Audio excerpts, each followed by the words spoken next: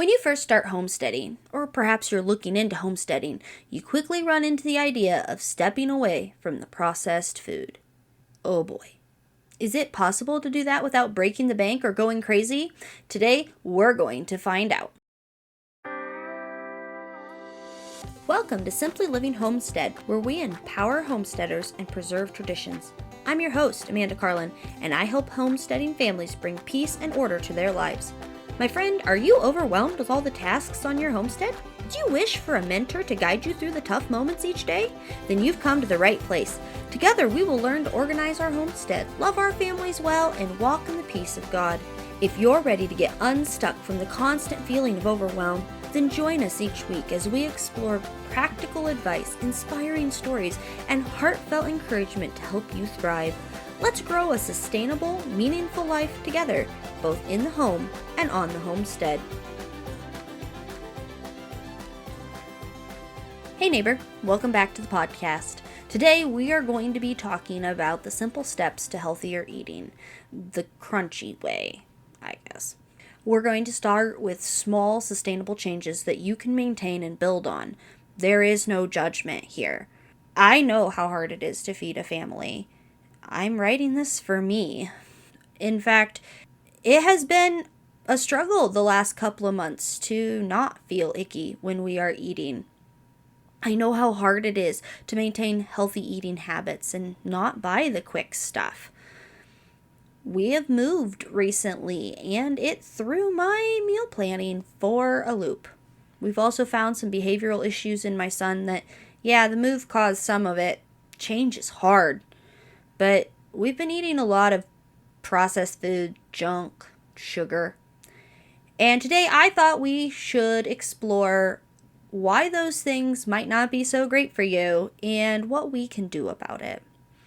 We're also going to explore a little bit of the historical context of how these things came to be part of the SAD diet, the standard American diet.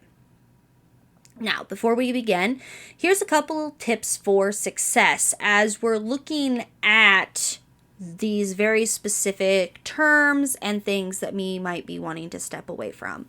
First of all, set yourself up a meal plan. Just simply knowing what you are planning to eat the next 5, 7, 10 days can really help when it comes to buying the things that you need and having the things on hand that you need to fix those meals. Tip 2 is to make freezer meals. If you are making a meal, if your budget allows, buy double what you're going to need and make 2. Now, I know that's a little bit harder for big families. So for bigger families, that might be something where you're only incorporating it once a week, that you're doubling the meal. And you're going to have to find creative ways on how to store it because it probably won't all fit inside a gallon Ziploc bag. But trust me, when it comes to needing to get something on quick or something has happened and your schedule has gone downhill, having those extra meals that you can reach for and not having to send out for pizza is a godsend.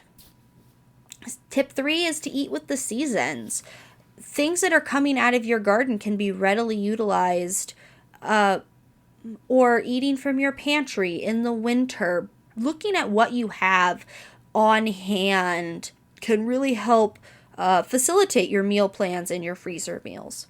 And then the last tip is just to remember that everything in moderation. Nothing that I am going to present here, do I believe, is a horrid, terrible evil.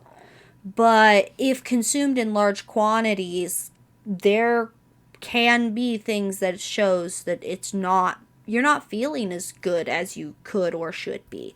We will touch on these topics more in future episodes, but I thought I would give you these tips to keep in the back of your head as we run through these lists of foods and the terms that you might run into as you are learning more about eating healthy and eating on a homestead. Chapter 1, What to Remove or Replace First. Pick only one.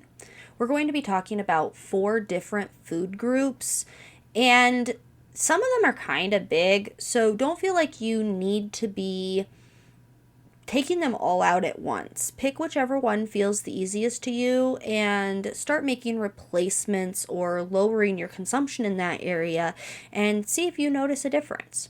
The first one we're going to talk about is sugar. This is the most addictive on the list and probably the one that you hear the most about. What originally was a delicacy for the elite in the 1700s and before, with the average sugar consumption accounting for less than 1% of the daily calorie intake at approximately 4 pounds per person. By the 1800s, this number has risen to 18 pounds, and by the 1600s, it had reached a whopping 60 pounds per person. Currently, Americans are eating around 100 pounds of sugar each year. To put that into perspective, if you've walked into one of your large grocery stores and you've looked at the 25-pound bags of sugar, that's 4 of them that you're consuming, compared to 4 pounds, which is one of the smaller bags of sugar. That's a pretty big increase, unfortunately. Transportation and the easier processing of cane sugar and sugar beets led to this increase. Before this, honey, maple syrup, and molasses were the go-to sugar choices. As a little note here, honey, maple syrup, and molasses aren't necessarily any better for you. They all have the same sugar content, but it is easier to eat less with them.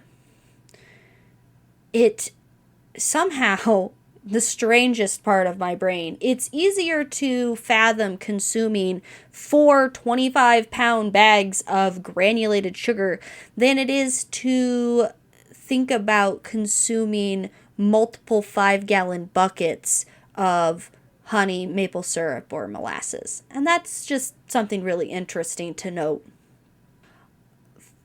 100 pounds of sugar each year for a person is around 30 tablespoons a day.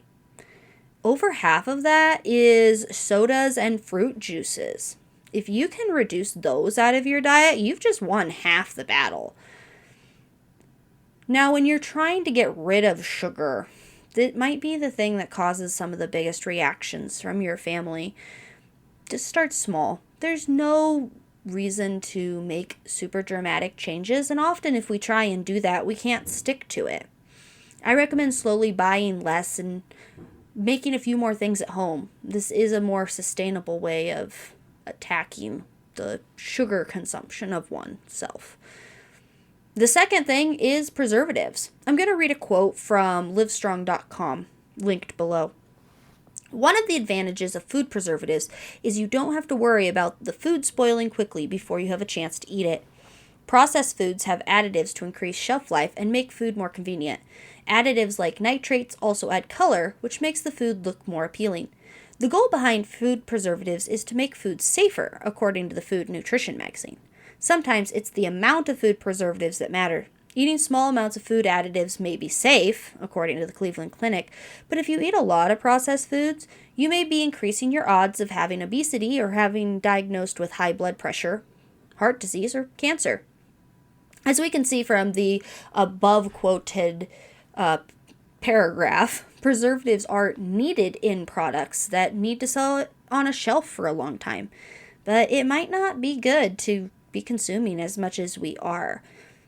Tests are often done with small quantities, but when you're eating everything that's coming off of the shelves in these stores, those small amounts really do add up. Cooking from scratch will avoid this. The third thing is dyes. Dyes usually come from unnatural sources like petroleum and also ultra processing of natural ingredients. The dyes that are truly proven to cause problems like cancer are not on the market. However, many people are still concerned about dyes like Red 40 causing problems that increase hyperactivity. Dyes are one of those things that not everyone cares about, but it's one of the easiest to be aware of and remove. It's one of those things that I have almost completely eliminated from our diet, with the exception of my ever addicting candy problem. Aldi has a policy of no dyes or artificial flavorings, and so when I buy most of my stuff at Aldi's, that helps immensely to not have to worry about the dyes in the food. The last thing, and the one that's sometimes the hardest to understand when you're first getting into the crunchy eating, the healthy eating, is ultra processed foods. Ultra processed foods differ from processed foods and whole foods in that it's a deeper extent than the others. So the three categories for foods are whole foods, processed foods, and ultra processed foods. This can be explained like corn on the cob. That's a whole food. It's pretty much the first way that you can get corn. There's canned corn, where the corn has been stripped off of the cob, perhaps mixed with a sugar solution, and then canned and heated. The last one is Doritos. Doritos are mostly corn and a bunch of other stuff. It is ground to a consistency that's not recognizable, heated, and mixed with a bunch of other things. Heating, pasteurizing, canning, and drying are all considered forms of processing. So the word processed isn't necessarily something to be scared of. Some definitions even include refrigeration in the mix. There is a classification called NOVA. On one end of the NOVA spectrum are unprocessed or minimally processed foods, such as fresh fruits, vegetables, and eggs, foods you might see included on the Whole30 diet or a Mediterranean diet. On the other end are ultra-processed foods, defined as industrial formulations with 5 or more ingredients. The definition of ultra-processed being the addition of sugar, salts, oils, and fats to aid in flavor and preservation, typically done in an industrial setting. Doing these things at home, and it's just processed. Although they may add flavor and texture, all these extras are likely to increase our risk for health conditions. Excess sugar, salt, and oils in the diet are known to play a role in the development of numerous health conditions. Chapter 2. From scratch cooking replacements. Go with the less refined option. Oils. Think. Is it pressed and melted or cooked? When it comes to oils, a lot of times you will hear words like saturated and lots of things that, frankly, I don't understand. But when it comes to oils, the is it pressed and melted or cooked is really the thing that I've used to help define whether the oil that I'm using is going to ultimately benefit my body or if it's just going to kind of sit there and do other things. Avocado oil, olive oil, and palm fruit oil are usually things that are like extracted from pressing and like a low heat to kind of melt it down and bring it together. Lard and tallow are fats from animals, and those have to go through a heat rendering to get it to be the solidified fat that you are used to seeing, but it's not necessarily cooked. Things like soybean oil, canola oil, and vegetable oil have to go through extreme pressing and cooking and grinding to extract the oils in a way that is usable to the home cook. If we can switch out the oils that we are using, first of all, it's a very simple switch. You don't have to change the quantities of the from scratch things that you're cooking. You just need to use a better oil. Sugars, honey, molasses, maple syrup are liquid sugars. And they're often easier to use less because as you're pouring it, there is something about using those liquid sweeteners that as you're using them, you kind of feel it more than the granulated kind. If you need granulated, which I do still use a granulated sugar in my my cooking. Moisture content is something that I pay attention to when I'm cooking, and sometimes a liquid sugar just does not cut it. So I've been known to use raw cane sugar. Basically, raw cane sugar differs from the white granulated sugar that you're used to seeing in that it hasn't gone through as many steps of trying to extract everything out of it. It still has a little bit of that molasses from the sugar cane left in it. Adds flavor. I think it makes things taste amazing. But it's just one less step towards that ultra processing, and perhaps there's a few extra nutrients or minerals in it. Other things you can think about is raw milk. Staying away from the pasteurization of milk is a topic that we will get into another day. If you've been listening to my podcast for any amount of time, you know I'm a raw dairy farmer, so I have opinions on that. But it is one of those things that people do report to me that they feel better when they get on raw milk. Grains, there is nothing wrong with grains unless you have an actual intolerance to them. But paying attention to how refined those grains have been is going to help a lot move you towards just simply feeling better and cooking better for those around you. I find the unifying flours from Mesure, where they use a pressure vacuum to shatter the grains as opposed to grinding them, has a really deep, complex flavor, and it also gets a really fine flour without you losing a lot of those whey bran proteins from like sifted flour. I find their flours to be easier to use in baked goods because you're not dealing with that texture that a whole wheat would give you. However, whole wheat is excellent and an excellent, great thing to use. If you can find fresh ground local to you, that is always really fun to get your hands on. It can be a little bit on the expensive side, so I totally understand if you don't want to go that direction. Just try and get the unbleached stuff so that you're not getting those chemicals that are used to bleach down that flour and make it pretty. Last of all, we're going to talk just very briefly about your farm fresh staples. We've talked about them before. We will talk about them again. The things that are coming from your own homestead, from another farmer's homestead, fruits and veggies. Adding these things to your diet gives you fiber in the way that your body treats it as a different kind of fiber from grains.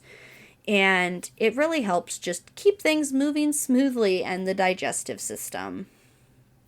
Wow, that was a lot of information, so let's recap. If you're looking to start cooking from scratch or just maybe a little bit more conscious about what you're eating, consider this. Reduce the amount of sugar you intake. Steer clear of preservatives and dyes. Pay attention to how processed your food is. And make food from scratch with help from meal plans, eating with the seasons, and making freezer meals. Thanks for hanging out with me today. I hope you found today's discussion helpful and you find something you can take away and apply today. I know it can feel very overwhelming to step out and make these changes. Did you know I have a free workbook to identify your fear, get unstuck, and step out in faith? Go to www.simplylivingHomestead.com/step-out-workbook to download it today. And if you'd like to suggest future topics we can discuss here on the podcast, send me an email at connect@simplylivingHomestead.com and tell me all about it. Well, neighbor, before you head out, I just want to say how much I've loved spending this time with you. If you too enjoyed our time together, don't forget to give us a follow and leave a quick review on your favorite podcast player. It really helps more women like us find their way to a simpler, more joyful life. And hey, if you know someone who'd enjoy this episode, why not share it with them? Let's keep growing this circle of encouragement together. Oh, and don't forget to join my email list. I've got some free printables and weekly tips waiting for you to help you live a purposeful, balanced life, one rooted right in the heart and home. Thanks for being here, friend. You're doing a great job. I can't wait to chat again next week here at the Simply Living Homestead.